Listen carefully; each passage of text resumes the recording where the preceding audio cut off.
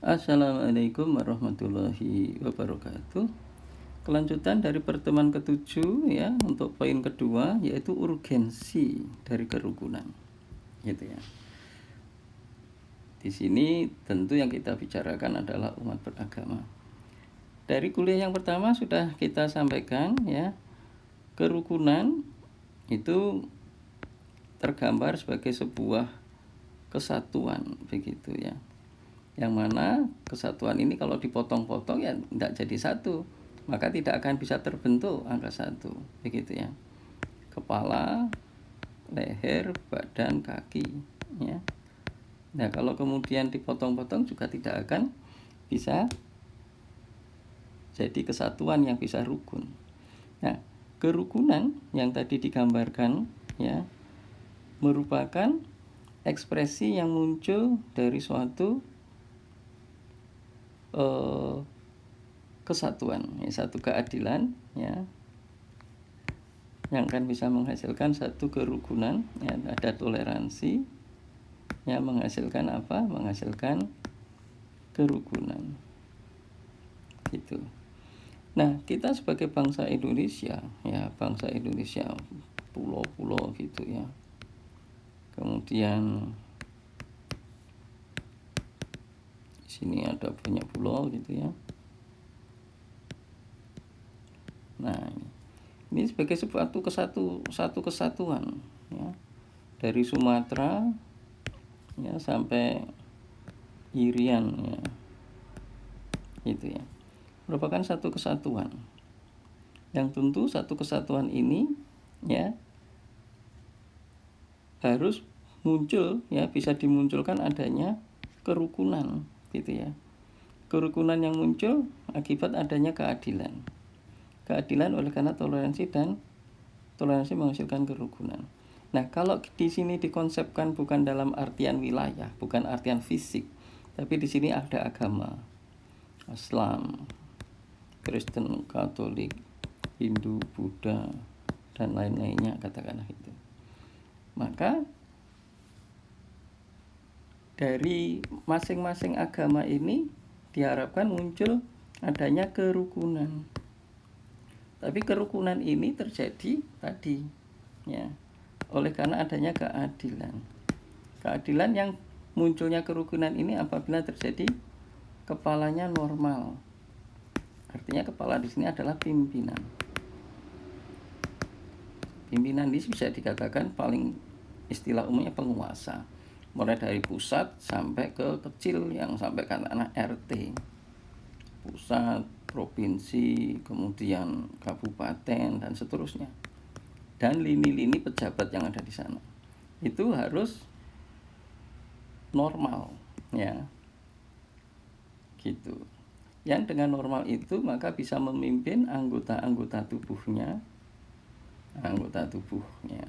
yang kita gambarkan tadi di atas dengan apa, dengan katakanlah di sini ada kepala, kemudian ada mata, ada mulut gitu ya, ada kaki, ada tangan gitu, yang kemudian dia itu berjalan ya, atau kemudian di sana terjadi menendang batu ya dan sakit, maka tidak akan saling menyalahkan gitu ya. Kenapa? Karena di sini ya kepalanya normal gitu ya. Kepala di sini tadi itu adalah pimpinannya tadi. Ya kalau pimpinannya itu normal, dia bisa mengelola anggota tubuhnya ya, anggota tubuhnya yang terdiri dari ini tadi ya, dengan baik. Maka apabila kaki tadi menendang ya, misalnya kaki tadi itu menendang gitu dan luka, berdarah, sakit ya, walaupun mulut itu kemudian berteriak ya, kemudian kaki luka, matanya menangis itu,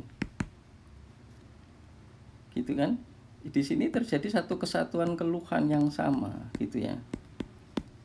Maka bagaimana?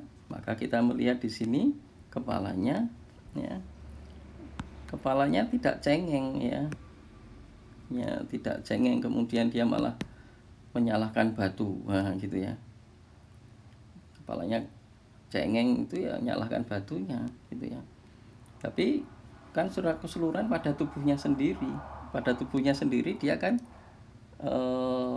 istilahnya menjadi satu kesatuan yang rukun. Tentu dia akan mengatakan, sudah tenang-tenang ya, misalnya gitu.